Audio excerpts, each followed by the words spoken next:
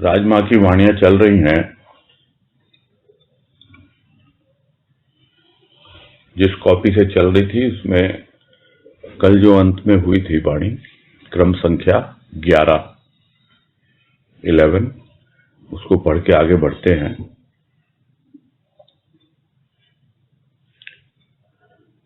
कहा गया, ऐ प्रभु वेश दे परिवेश दे कि देश देश में तेरी क्लेश हारिणी वाणी पहुंचा सकूं। वायुमंडल आकुल संदेश वाहिनी बनने के निमित्त। प्राण वायु आकुल संदेश वाहिनी बनने के निमित्त। और यही भाव लिया गया था कि भक्त अपने प्रभु से प्रार्थना कर रहा है कि हे प्रभु, मुझे कुछ ऐसा भीतर का रूप बदल दे मेरा, और साथ ही कुछ ऐसे संगी साथी दे दे, ऐसा वातावरण, ऐसा परिवेश दे दे कि तुम्हारी जो वाणी है, जिसने मेरे जीवन से सारा दुख, कष्ट और क्लेश हरण किया है, उस वाणी को देश विदेश परदेश में हर जगह पहुंचा सकूं। मेरी जो प्राण वायु है वो इस संदेश वाहिनी बनने के लिए बड़ी ही व्याकुल है।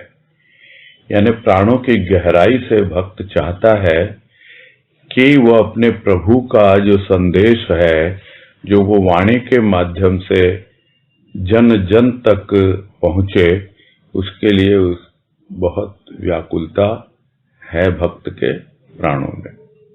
तो उसके प्राण वायु जो है आकुल है उस संदेश वाहिनी बनने के लिए, यानी उस वाणी को आगे बढ़ाने के लिए। तो ये हुआ था कल अंत में। आज है क्रमांक 12। इसमें कह रहे हैं, पूर्व आनंद प्रभात के पहेली थी प्रत्येक श्वास, अब पहेली नहीं सहेली सहज रूप से प्रवाहित।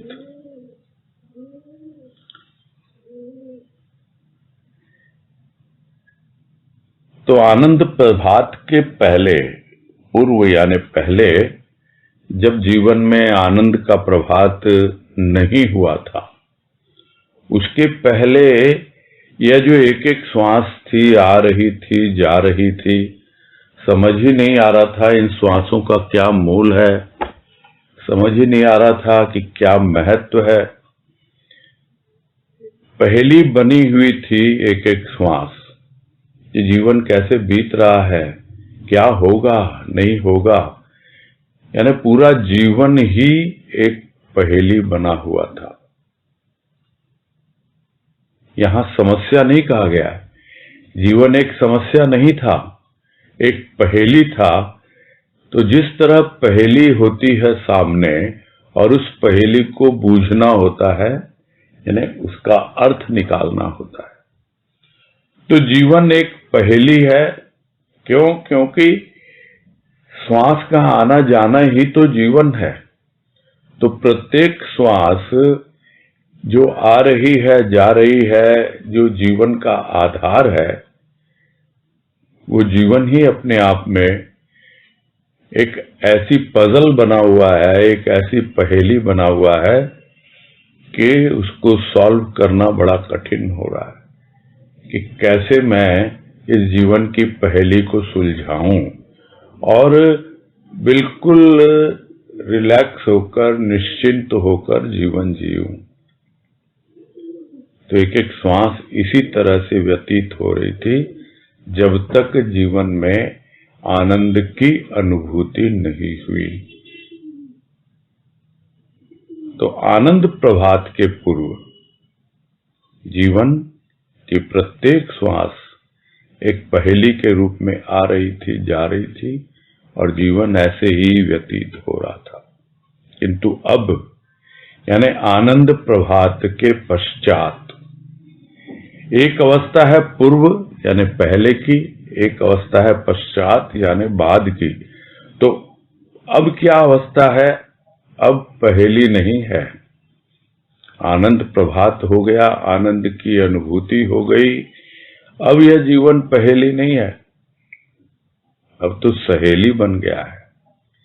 और श्वासें बिल्कुल सहज रूप से प्रवाहित हो रही है, आ रही है, जा रही है।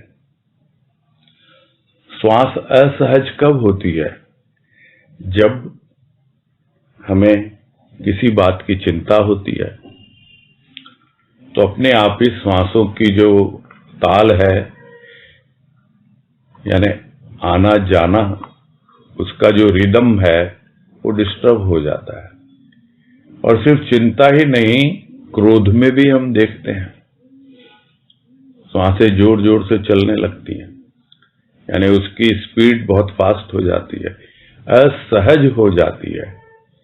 किंतु एक बार प्रभु की कृपा से उस आनंद की अनुभूति हो जाए और जो पहेली है जीवन वो हल हो जाए, तो फिर अपने आप ही यह श्वास जो है वो सहेली बन जाती है, यानी हमेशा साथ निभाती है और सहज रूप से प्रवाहित होती रहती है।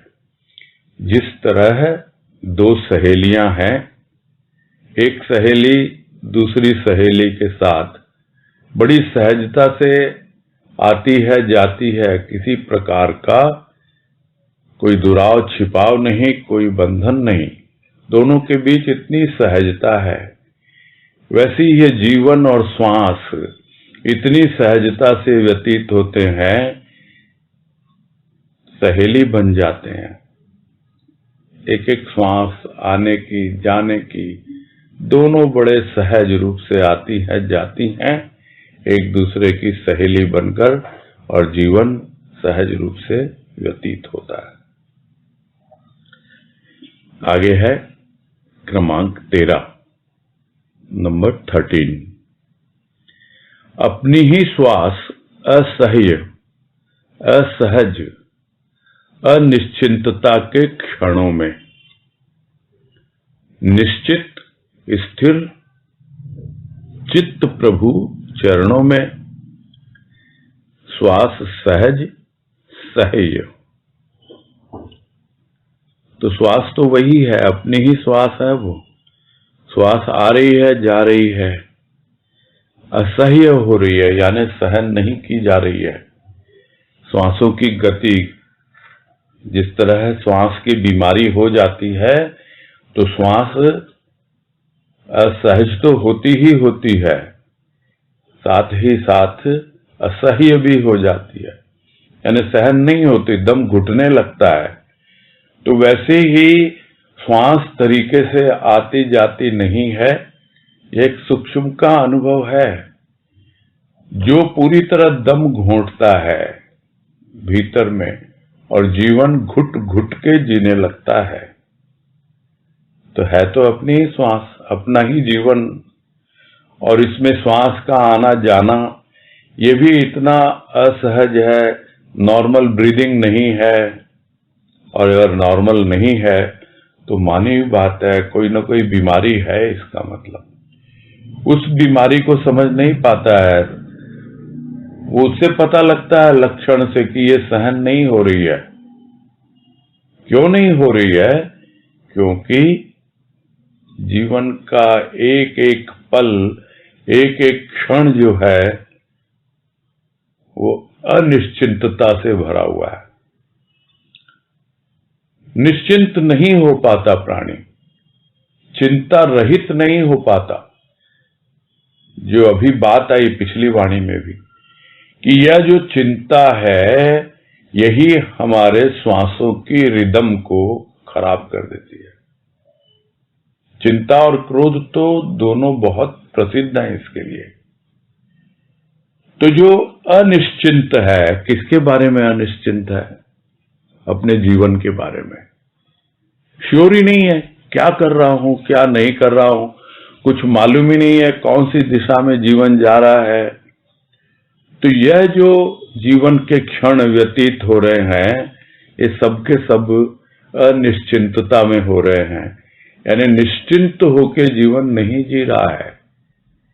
पता नहीं कब क्या हो जाए, पता नहीं क्या होगा, और उसी में श्वासें असहज हो जाती है, असहनीय हो जाती है, यानी सहन नहीं होती है।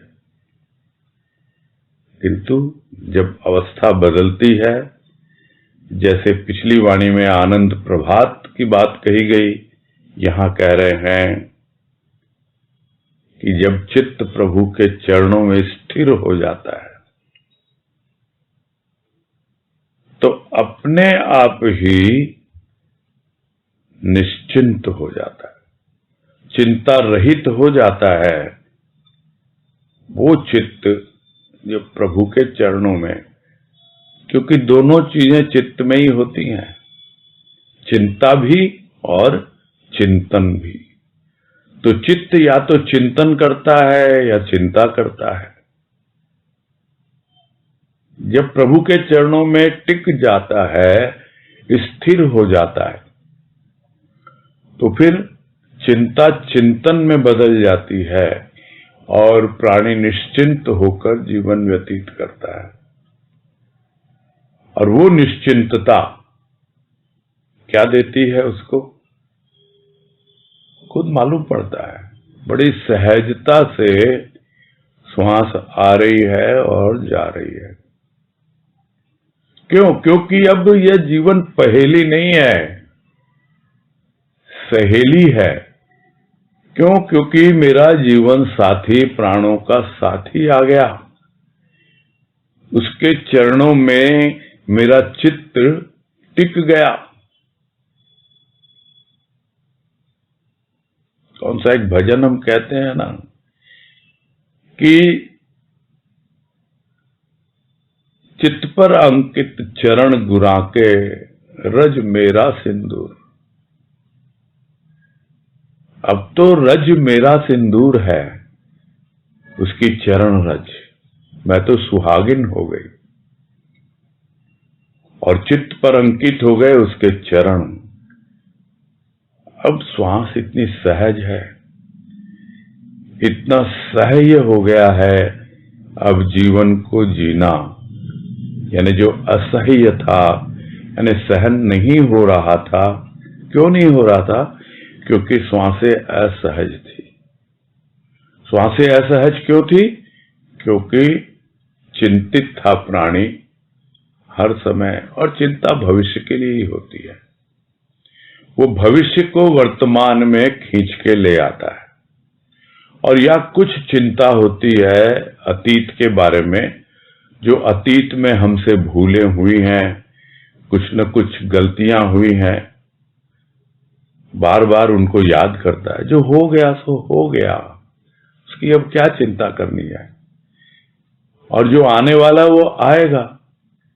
तभी तो गुरुदेव कहते हैं अतीत व्यतीत हुआ, वर्तमान में रत हो, प्रेम का भविष्य सदा उज्जवल। तो सदा उज्जवल क्या होगा?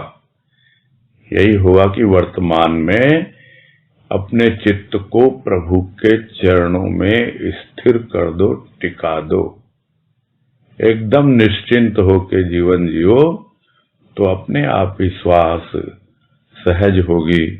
और जो असहनीय हो रहा था, अब बड़े आराम से जीवन को सहन करेंगे, जिएंगे। सहन करना क्या है समझ लिया। अब जीवन जीना सीख गए हैं कि कब क्या करना है, कब क्या नहीं करना है। इसलिए ऐसा भी नहीं लगता कि हम किसी चीज को सहन कर रहे हैं। यहां तो सहन करने की बात अपनी श्वासों के लिए है। क्यों असह्य हो रही थी? क्योंकि श्वासें असहज थी, रोग लग गया था श्वासों में, चिंता का रोग। अब वो रोग दूर हो गया, इसलिए श्वासें असहज नहीं है, तो सहज हो गई श्वास। इसीलिए अब सहन करने लायक हो गई, अब कोई भी परेशानी नहीं। आगे है क्रमांक 14। 14 इसमें कह रहे हैं, भावनाएं अपनी ही स्वयं ही अभावग्रस्त क्यों? परिचय नहीं अपने प्रियतम से, परिचय अभाव से मुक्ति, भावनाएं भाव में किलोलरत। तो भावनाएं तो अपनी ही हैं,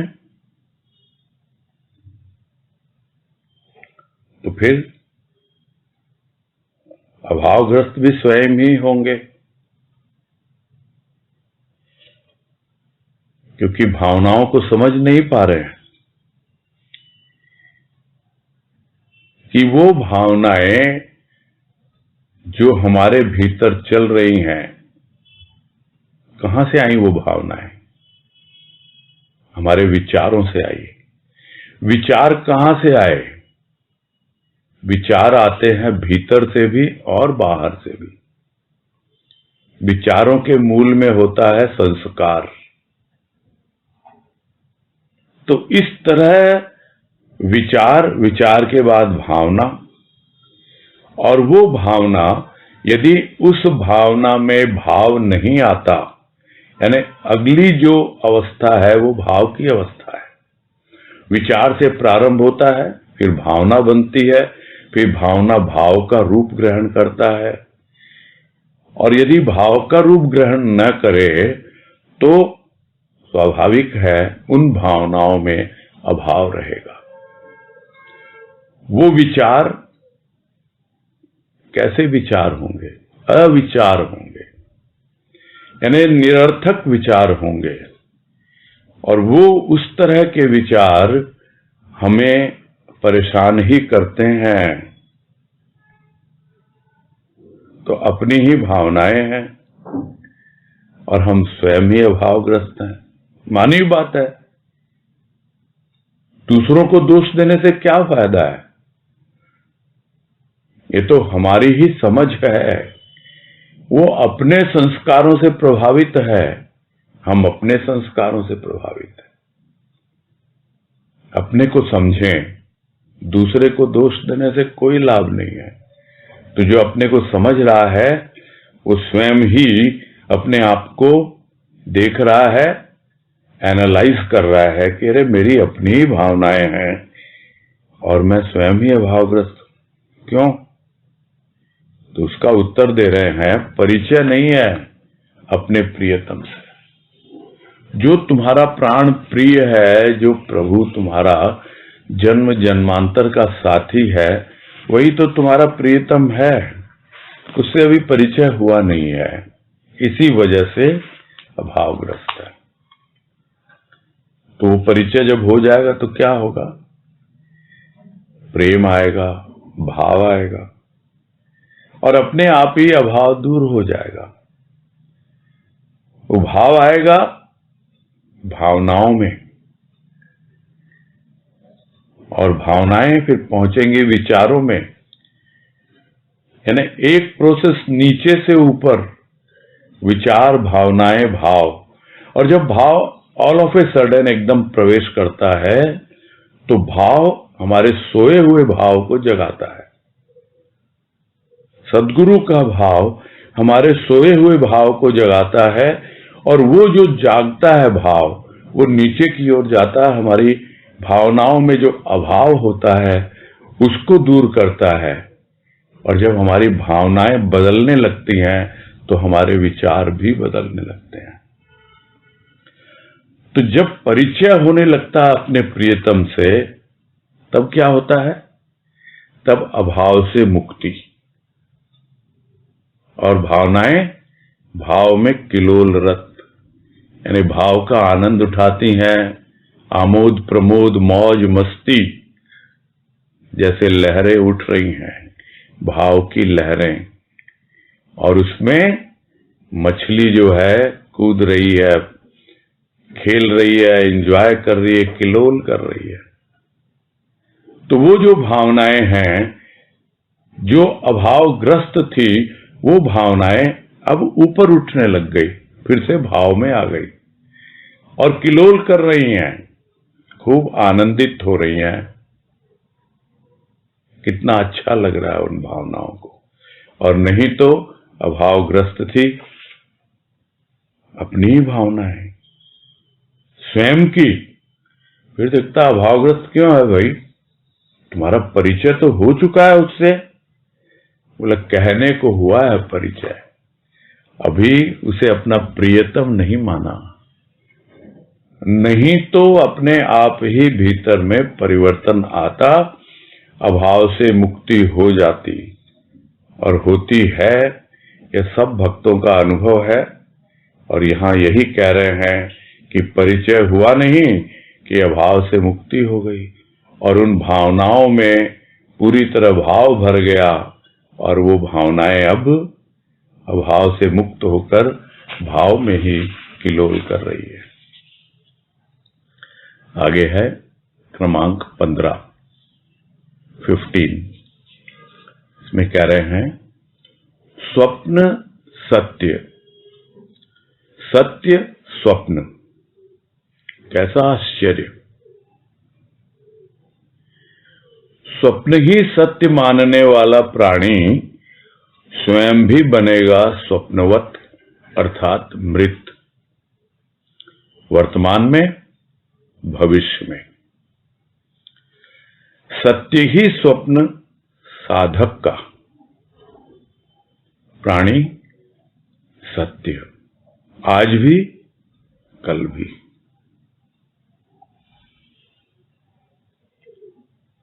तो यहां दो अवस्थाएं हैं, एक वो जो स्वप्न को ही सत्य मानते हैं और एक वो जो सत्य का स्वप्न देखते हैं। इसको थोड़ा सा समझ लें। बाकी बताया है वाणी में राज माँ ने कि एक ऐसे लोग हैं ज्यादातर जो स्वप्न को ही सत्य मानते हैं। स्वाभाविक है, जब तक आंख नहीं खुलती तब तक तो वो स्वप्न सत्य ही प्रतीत होता है। तो इसमें अगर कोई मान रहा है स्वप्न को सत्य तो ये तो बड़ा स्वाभाविक है, बड़ा नेचुरल है। ये तो प्राकृतिक प्रक्रिया है। रोज सोते हैं, नींद में स्वप्न आते हैं और जिस वक्त स्वप्न आ रहे हैं उस वक्त तो बड़े सत्य प्रतीत होते हैं, वास्तविक प्रतीत होते हैं। ऐसा लगता हाँ यही घटित हो रहा है। किंतु जब आंख खुलती है तब पता लगता है कि अरे मैं तो स्वप्न देख रहा था। वैसे ही है,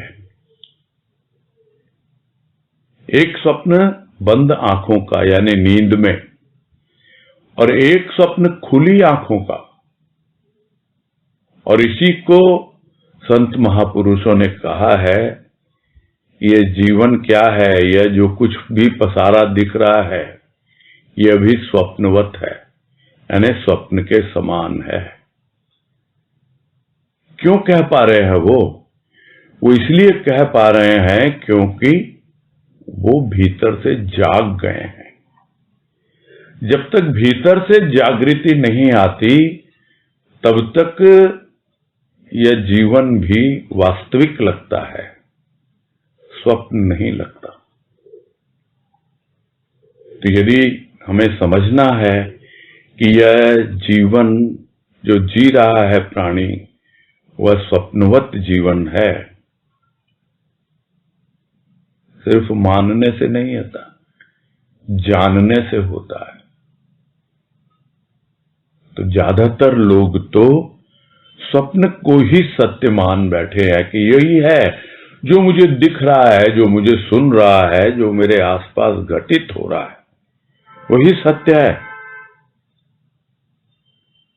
तो ऐसा मानने वाला प्राणी वो तो स्वप्नवत जीवन जी रहा है, मरे समान जी रहा है। वो जागा नहीं है अभी। तो आध्यात्मिक भाषा में क्या है, अगर जागा नहीं है तो फिर वो शव के समान है, मृत समान।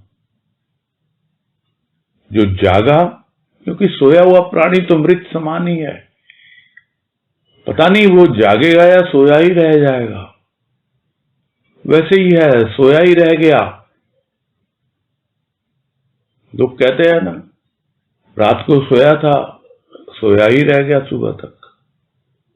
मृत समान है वो, पूरा जीवन ऐसे ही बीत जाता है। तो स्वप्न को ही सत्य मानने वाले जो प्राणी हैं, तो वो स्वयं भी स्वप्नवत जीवन जीते हैं, यानी मृत समान ही जीते हैं। अभी जी रहे हैं ना, तो अभी जी रहे हैं तो स्वाभाविक है, वही तो उनका भविष्य बनेगा। वर्तमान ही तो भविष्य का निर्माता है। जो हम वर्तमान में करेंगे वही तो भविष्य में सामने आएगा। जो फसल आज बोएंगे कल वही तो काटेंगे। ये तो बहुत सीधा सीधा तरीका है। तो आज यदि वो स्वप्नवत जी रहा है, यानी मरे समान जी रहा है, तो स्वाभाविक है वर्तमान में जी रहा है तो भविष्य में भी जीता है वैसे ही। तो जागृति कैसे हो फिर? तो जागृति होती है उनकी जो सत्य का स्वप्न देखते हैं। समझ गए वो कि अभी सत्य मेरी पहुंच के बाहर है। पता है मैं उसकी कल्पना कर रहा हूं अभी, और कल्पना करूंगा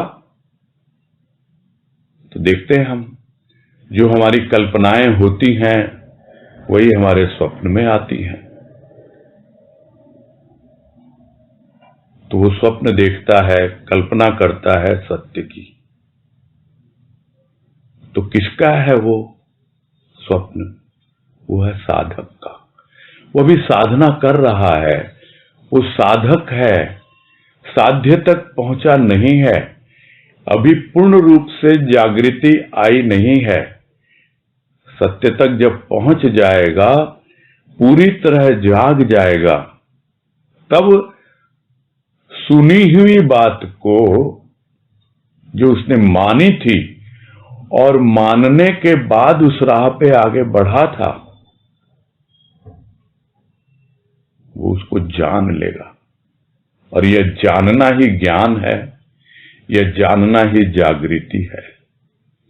तो जो सत्य का स्वप्न देखते हैं, जो कहते हैं कि हाँ भाई हम तो सत्य का ही स्वप्न देखते हैं, यानी वो साधक हैं। तो ऐसा प्राणी वो मृत समान नहीं जीता है, उसकी यात्रा अमृत की ओर है, उस सत्य की ओर है। तो उसके लिए सत्य आज है तो स्वाभाविक है कल भी है। जो आज है वही कल आएगा। हम सिर्फ एक कल्पना करके बैठ जाते हैं, बैठना नहीं है, चलना है। साधक है वो साधना कर रहा है अपने साध्य तक पहुंचने के लिए, उस सत्य तक पहुंचने के लिए। अभी कल्पना की है, स्वप्न देखा है उसका, और एक दिन वो स्वप्न साकार भी होता है। स्वप्न साकार होने का मतलब वो अपने साध्य तक पहुंच भी जाता है। तो यदि आज उसके लिए वो सत्य है, वो स्वप्न, तो कल भी वो सपना उसका सच जरूर होगा। यही दो तरह के लोग हैं, एक जिनके लिए स्वप्न सत्य है, लेकिन दूसरे वो हैं जो सत्य स्वप्न के रूप में, यानी सत्य का ही स्वप्न देखते हैं। बातें वही सब होती हैं, कोई विशेषता नहीं होती है। भाव में थोड़ा सा अंतर होता है, और जो शब्दों का रूप होता है वो उसकी विशेषता होती है। दो ही तो शब्द, स्वप्न सत्य, सत्य स्वप्न, और ऐसे हम पढ़ेंगे समझ में नहीं आएगा। किंतु जो भाव इसमें छिपा हुआ है वो हमको समझा रहे हैं राजमा, कि भाई ऐसा प्राणी तो मृतवत है, जो ऐसे ही व्यतीत करता है जीवन, और वो जो सत्य के स्वप्न देखता है, वर्तमान में उसमें जीता है, साधना में लगा रहता है, तो कल भी अवश्य ही वो सत्य तक पहुंचेगा ही पहुंचेगा। उसका जीवन सत्य है, उसका जीवन अमृत की ओर है, अमृत समान नहीं जी रहा है वो। आगे है क्रमांक 16। इसमें कह रहे हैं, वायु सन्निकट की कुछ मांग रही है, क्या बांट दूं? अपनत्व।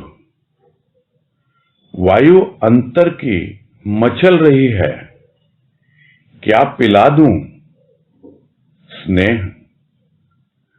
वायु विश्व की, विश्वेश्वर की कुछ दान कर रही है, कहां रखूं?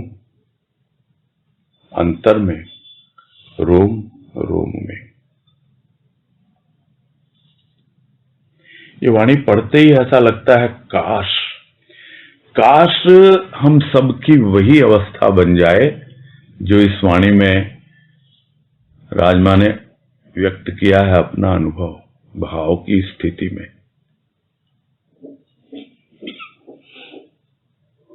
लोग हैं, बैठे हैं बगल में, उनकी श्वासों को अनुभव किया जा रहा है।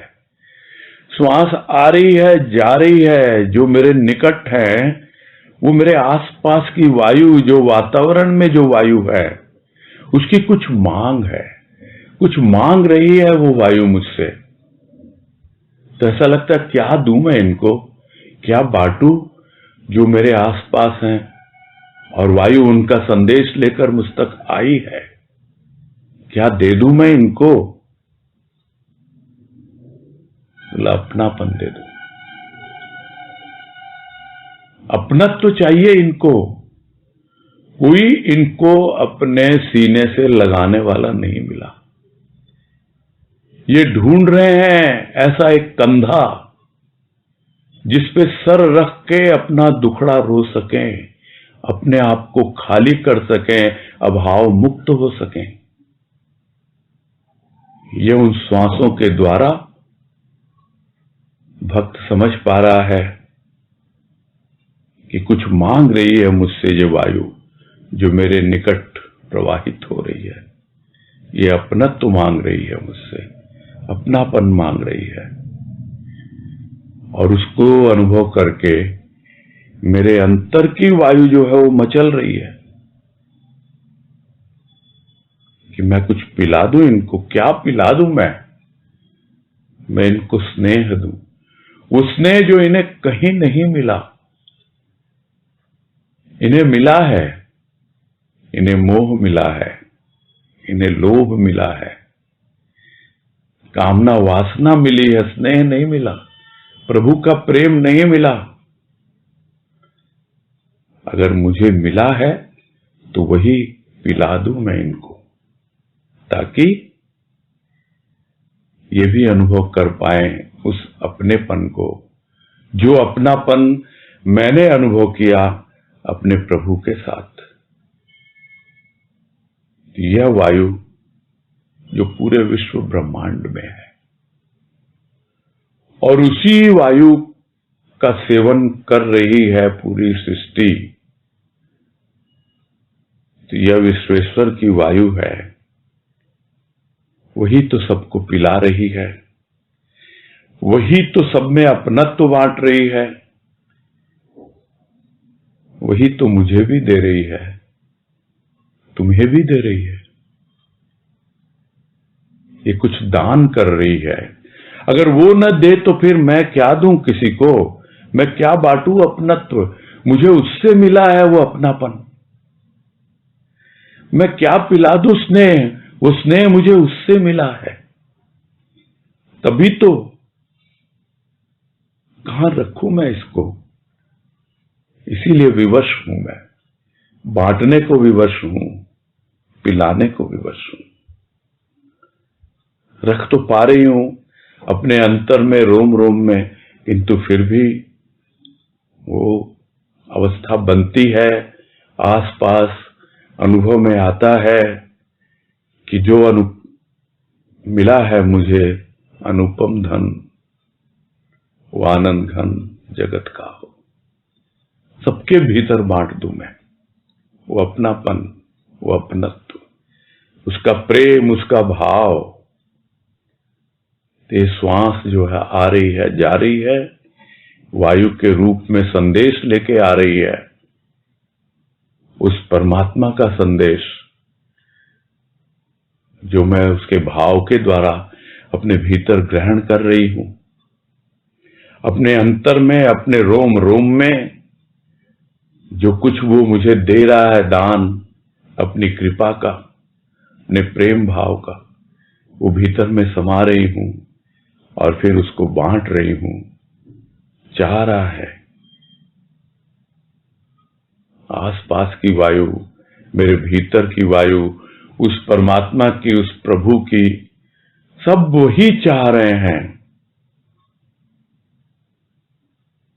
इसीलिए बात थी कि काश प्रभु की कृपा हो और सबका जीवन ऐसा ही बन जाए। आगे है क्रमांक 17।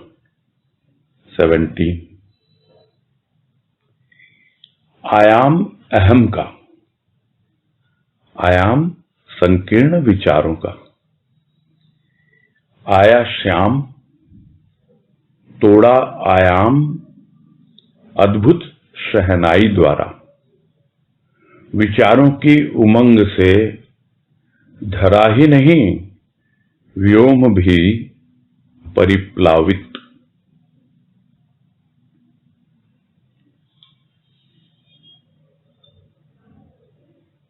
आयाम अहम का,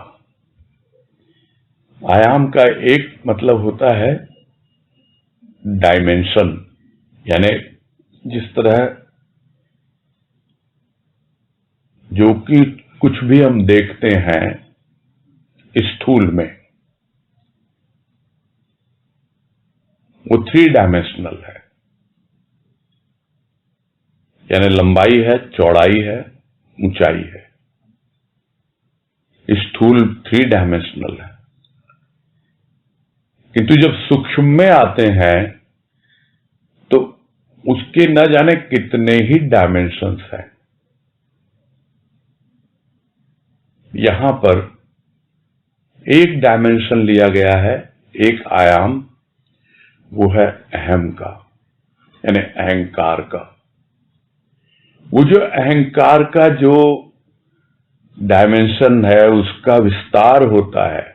आयाम का एक मतलब विस्तार भी है, यानी वो फैलता चला जाता है, उस डायमेंशन में ही आदमी आगे बढ़ता चला जाता है। तो यह जो आयाम है अहम का, वो अहम इतना विस्तार में चलता चला जाता है, बढ़ता चला जाता है कि समझ नहीं पाता प्राणी। कितने संकीर्ण विचार होते हैं उसके, और अहंकार में डूबता चला जाता है और उस अहंकार को बढ़ाता चला जाता है। यही अहम का विस्तार है, अहम का आयाम है। यानी जब संकीर्ण विचारों में होता है, तुच्छ विचारों में, जिसको हम कहते हैं बहुत ही निम्न स्तर के विचार होते हैं, तो वो उसी में और इसको कहते हैं मैनेजमेंट की भाषा में हॉरिजॉन्टल ग्रोथ है। ये हॉरिजॉन्टल यानी फैला तो लिया बहुत कुछ, पूरा जीवन में फैलाव जो फैला हुआ है, जितना विस्तार है जीवन में, उसके केंद्र में कौन है? केंद्र में है अहंकार, और वो अहंकार सबका विस्तार करता है। मन बुद्धि चित्त सबका विस्तार करता है वो, और सब उसी में रमे रहते हैं। और तभी तो गुरुदेव कहते हैं कि समय रहते समेट, मन मंदिर में पैठ, कर उससे भेंट। ये कितना फैलाव फैला दिया तुम्हारे अहंकार ने। कहने को संकीर्ण है, इसीलिए तो ऊपर नहीं उठ पा रहे हैं। उसकी ग्रोथ हॉरिजॉन्टल ग्रोथ है, यानी जमीन की सतह पर है, स्थूल में है वो ग्रोथ, वर्टिकल नहीं है, ऊपर की ओर नहीं है। दो एक्सिस होती है, एक हॉरिजॉन्टल एक वर्टिकल। वर्टिकल ग्रोथ बिल्कुल नहीं है उस अहंकार की। क्यों? क्योंकि वो निम्न स्तर के विचारों में, संकीर्ण विचारों में अपना विस्तार कर रहा है। तो कैसे बदला जाए इसको? कैसे रूप बदले इस अहंकार का? कैसे इससे बाहर निकला जाए? तो कह रहे हैं आया श्याम, वो प्रभु आया मेरे जीवन में, तोड़ा आयाम, उस जाल को, उस विस्तार को जिसमें मैं फंस गया था, उसको बिल्कुल तोड़ दिया, तहस नहस कर दिया। किसके द्वारा? अपनी अद्भुत शहनाई के द्वारा, उस बांसुरी के द्वारा। वो आह्वान करती है, अपने आप में बुलाती है, और फिर उस शहनाई को सुनकर कि मेरा श्याम आया है मेरा वरण करने के लिए, मुझे अपना बनाने के लिए। तो वो जो विचार उठते हैं, इतने उमंग से उठ रहे हैं, यह धरा ही नहीं, यह व्योम भी उससे परिप्लावित है, यानी सराबोर हो गया है। यानी अद्भुत शहनाई को सुनकर इतनी उमंगें उठ रही हैं कि जो ग्रोथ हॉरिजॉन्टल लेवल पे थी, अब यानी धरा पर थी, तो धरा ही नहीं, अब वो वर्टिकल ग्रोथ भी हो रही है उसमें, यानी व्योम की ओर, आकाश की ओर, ऊपर की ओर भी जा रही है। तो इस तरह सब कुछ उसी श्याम के विचारों में, उस शहनाई को सुनकर उमंग से भर गया है। स्थूल ही नहीं, सूक्ष्म में सब कुछ उसी के भाव से, उसी के प्रेम से सराबोर है। आगे है क्रमांक 18। इसमें कह रहे हैं अंतर के अलौकिक उपवन का सौरभ अवर्णनीय, आवरण अहम का, वर्ण था अदृश्य, वर्ण से परिचय वर्ण का, अवगुंठन हटा अहम का, आवरण बना वर्ण।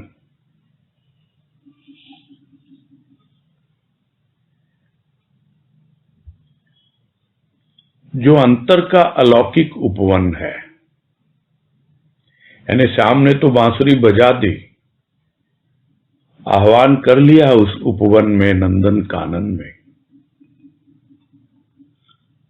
और जब अपने अंदर देखा कि बैठा श्याम भुवन में है, यह भुवन कोई बाहर का भुवन नहीं, यह भीतर का है, और वो भुवन क्या है? वो उपवन है, और उसका एक ऐसा रूप है जो स्वाभाविक है, अलौकिक है, और उसका सौरभ जो है उसको कोई वर्णन कर ही नहीं पाया। उस उपवन की जो सुगंध है, उसकी जो सौरभ है, अवर्णनीय है। जब ये अवस्था बनती है तो जो भी आवरण था अहम का, वो आवरण अहम कहां से आया? ऊपर ढका हुआ था, अहम के कारण वो आवरण पड़ा हुआ था। ये तो कहते ही हैं हम सब कि अहंकार का आवरण है, और जो भीतर वास्तव में हमारा वर्ण है, यानी हमारा जो वास्तविक रूप है। वर्ण का मतलब रूप भी होता है, वर्ण का मतलब जाति भी होती है, वर्ण का मतलब अक्षर भी होते हैं। तो वो जो अक्षर जो कभी क्षर नहीं होता, वो वर्ण जो मेरा वास्तव में रूप है, वो मुझे दिखलाई नहीं दे रहा था। क्यों? क्योंकि उस पे अहम का आवरण था। अब चूंकि श्याम ने अपनी अद्भुत सहनाई के द्वारा उस अहम का जो आयाम है उसको छिन्न भिन्न कर दिया, आवरण हट गया, तो अब वर्ण से परिचय वर्ण का, यानी जो अपना रूप उस रूप से परिचय करवा दिया उस अरूपी ने, और समझा दिया जो रूप तुम्हारा यानी जो स्वरूप तुम्हारा वही स्वरूप मेरा। तो वर से परिचय वर्ण का हुआ। अब क्या रहा? कुछ नहीं, अवगुंठन हटा अहम का, यानी जो अहंकार में लिपटा हुआ था यह वर्ण, उस वर्ण से परिचय करवाया उस वर्ण ने, उस श्याम ने, कि तेरा वर्ण और मेरा वर्ण एक ही है। बाहर का श्याम वर्ण हो सकता है, श्याम रूप हो सकता है, काला रंग दिख सकता है बाहर, किंतु भीतर तो जो मैं हूं वही तू है। तो यह है अंतर का अलौकिक उपवन। और उस वक्त जो उसकी सौरभ है भीतर, जो अनुभव में आती है, उसका कोई वर्णन कर नहीं पाता है। फिर भी वर्णन करने का प्रयास है कि यह जो आवरण अहम का वही पड़ा हुआ था, वो हट गया,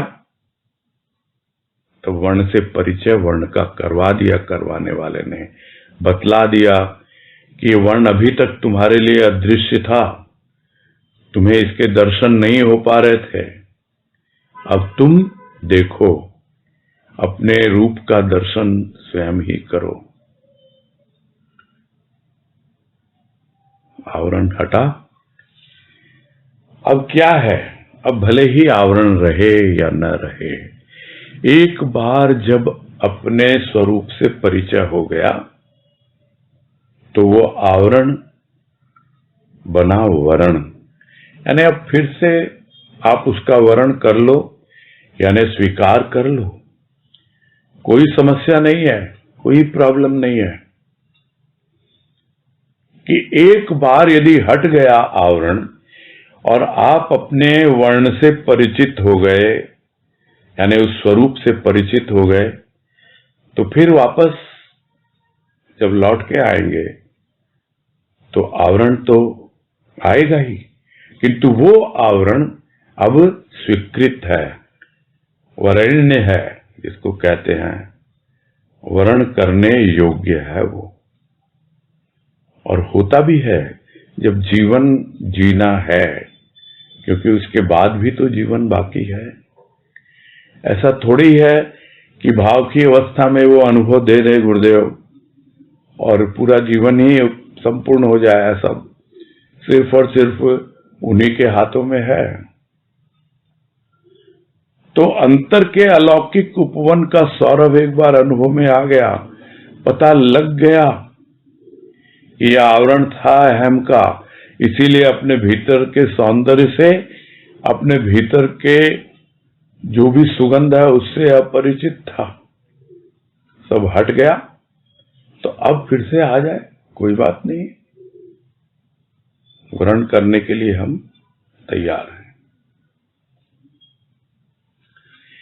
आगे है क्रमांक 19। इसमें कह रहे हैं प्रकाश सृष्टि विधाता का, मोहिनी के मोह से आच्छादित। प्रकाश जीवन विधायक का, अनवरत अवकाश मोह तमस से। अंतर महल मोहन की तेजोमयी मूर्ति से प्रकाशित शासिक।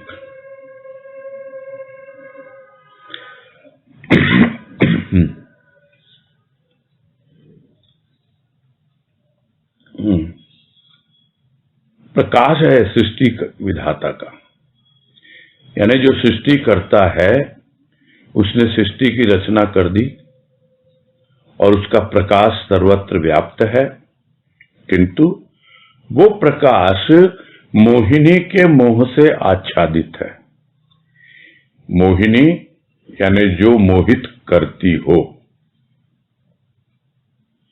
तो साधारण प्राणी को कौन मोहित करता है? जिसे हम कहते हैं बाहर का रूप। बाहर का रूप मोहित कर लेता है, जिसे हम कहते हैं मोहिनी मूरत है, यानी मन को मोह लेने वाली है। कोई भी खूबसूरत दिखे, बाहर से रूप सुंदर है, हम कह रहे हैं ये तो मोहिनी सूरत है। तो उस मोहिनी के मोह से आच्छादित है यह जो भी सृष्टि में दिखलाई देता है।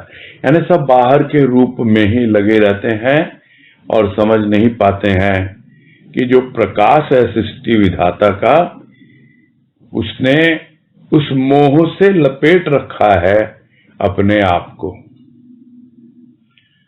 तो यह तो है सृष्टि का विधाता। और दूसरा है जीवन का विधायक, यानी प्रकाश जीवन विधायक का।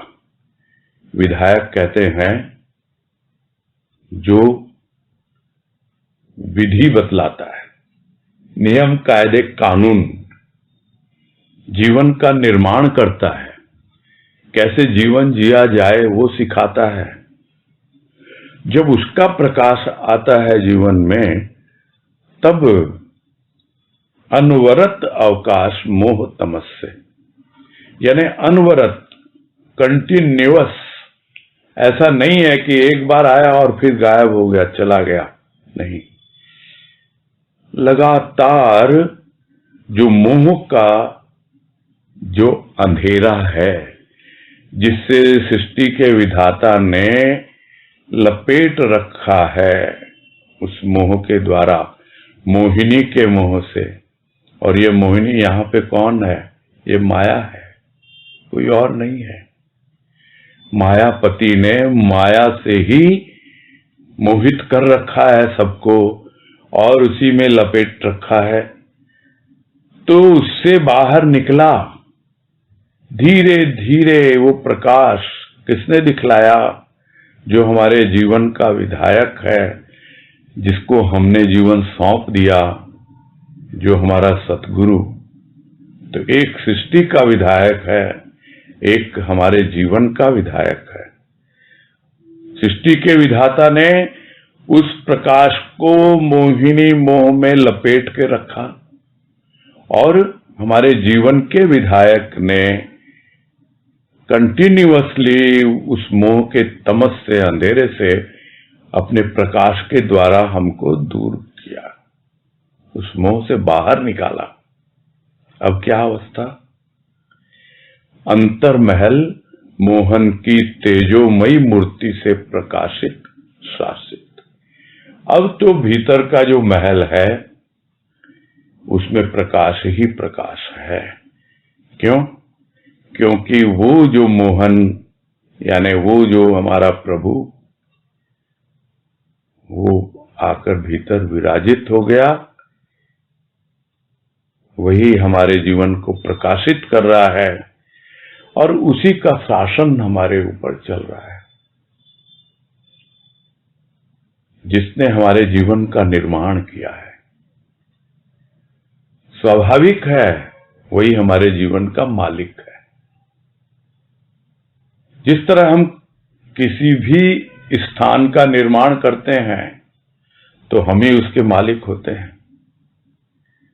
कोई भी घर का निर्माण करते हैं तो हम घर के मालिक हैं।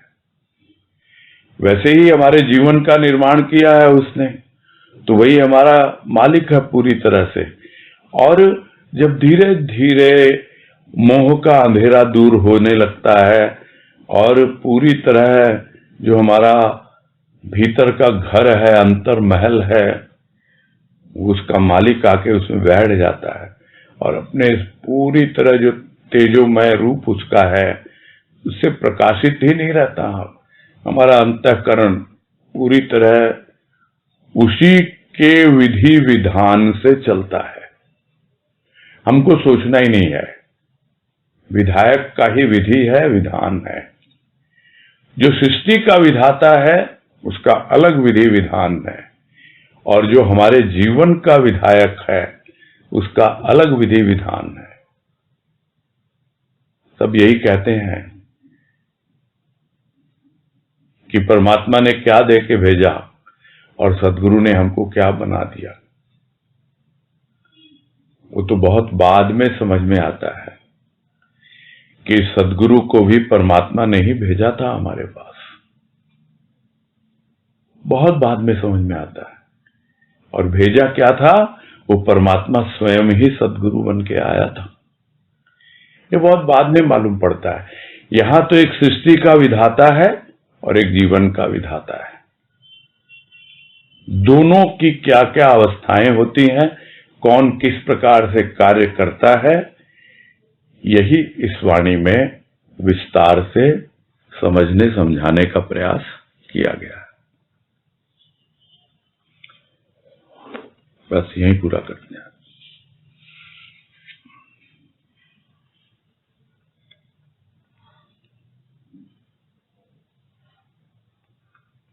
मधु मुंद्रा, बोलिए।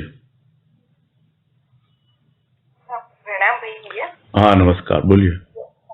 ये 18 नंबर की वाणी जो अभी आपने करी, ये लाइन जरा पूरे अच्छे से समझ में नहीं आई। जो लास्ट है ना, आवरण बनावरण।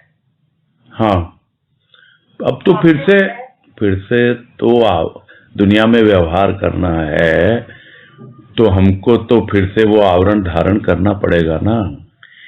पहले तो हम उस आवरण के वशीभूत थे, अब हमने स्वेच्छा से उस आवरण का वर्ण किया है। जो मैंने कहा ना कि उसको स्वीकार किया है हमने। उस अवस्था तक पहुंचने के बाद आवरण को थोड़ा सा और। आवरण तो अहंकार का आवरण है और सारा कुछ आवरण बन जाता है। अहंकार में सब आ गए। ये बात तो आई भी, आज भी आई है, बार बार आती है कि ये अहंकार सबका बॉस है ना। तीसरे माले पे है, 3rd फ्लोर पे। बताया ना गुरुदेव ने, 5म तल्ला परमात्मा, 4था तल्ला आत्मा, 3रा तल्ला अहंकार, 2रा तल्ला बुद्धि, 1ला तल्ला मन, आंगन स्थूल, सड़क खेल। ये वाणी आप एकदम हमेशा ध्यान में रखिए। जब कभी भी मन बुद्धि चित्त अहंकार को समझना हो, एकदम स्पष्ट हो जाएगा। तो ये सबके ऊपर है, सब इसके कंट्रोल में है, अहंकार के। तो वो आवरण बने रहते हैं। मन में भी, मन में मैल है, वो भी अहंकार के कारण। सबके उद्गम में ये अहंकार है। इसलिए भक्त सबसे पहले अहंकार को ही गिराने की कोशिश करता है। समझ नहीं पाता, वो बोल देता है मेरी समझ में नहीं आता। लेकिन वो ज्यादा से ज्यादा कहाँ खेलता है? मन में या हृदय में। उससे आगे नहीं बढ़ पाता भक्त। भाव जब आता है और उसके बाद यदि कृपा हो सदगुरु की और थोड़ा सा ज्ञान की पिपासा जागे, तब वो भाव बुद्धि में पहुंचता है। और नहीं तो बुद्धि में बहुत ज्ञान है, वो पुस्तकीय ज्ञान होता है, पढ़ा हुआ, सुना हुआ, यहां से वहां से। वो भाव से मिला हुआ नहीं है, अनुभव जन्य नहीं है वो। इसीलिए बात पहले भी आई ना कि भाई जानेंगे आप, मान तो लिया, मानने में क्या है कि हाँ भाई स्वप्नवत है ये संसार। जिस दिन जागेंगे उस दिन जानेंगे। तो ज्ञान होना थोड़ा कठिन होता है और अहंकार ही सबसे बड़ा बाधक होता है उसमें। तो यहाँ उस अवस्था का वर्णन है जब आवरण अहम का हट गया, वर्ण से परिचय हो गया वर्ण का, यानी अपने आपे से अपने आप को जान लिया। अब फिर क्या है, अब तो आवरण बना वर्ण, अब फिर से संसार में आएंगे, व्यवहार करना है, तो कोई दिक्कत नहीं है, वहां तो अहंकार की जरूरत पड़ती है। ठीक है, मतलब उसमें कि भी हमको समझ में आ रहा है कि अपने आप का मतलब अंदर से पूरा समझ आ रहा है कि क्या अहंकार है, क्या नहीं, ये मेरा सूक्ष्म अहंकार है या जो मतलब अच्छा अहंकार है, मतलब उसकी पूरी जानकारी आ जाती है, तो फिर आगे व्यवहार करने लगता। नहीं, आप जानकारी नहीं, जब तक आप अहंकार के परे नहीं जाओगे, यानी आत्मा तक नहीं पहुंचोगे, तब तक नहीं होगी चीजें क्लियर। अहंकार यानी चौथे तल्ले तक पहुंचना होगा, तीसरे तल्ले पे अहंकार है, वो खेल खिलाता रहेगा। जब तक, इसका सार यही है, जब तक आत्मज्ञान नहीं होता है तब तक वो स्थिति नहीं बनती है। आप आवरण को वर्ण मजबूरी में करते हो, स्वेच्छा से नहीं करते हो। यहाँ पे स्वीकृत है, वो स्वीकार कर रहा है उस आवरण को कि हाँ भाई, मुझे वो अनुभव दे दिया देने वाले ने। अब आगे प्रणाम भैया। हाँ, हरिओम हरिओम। ठीक है, फिर पूरा करते हैं।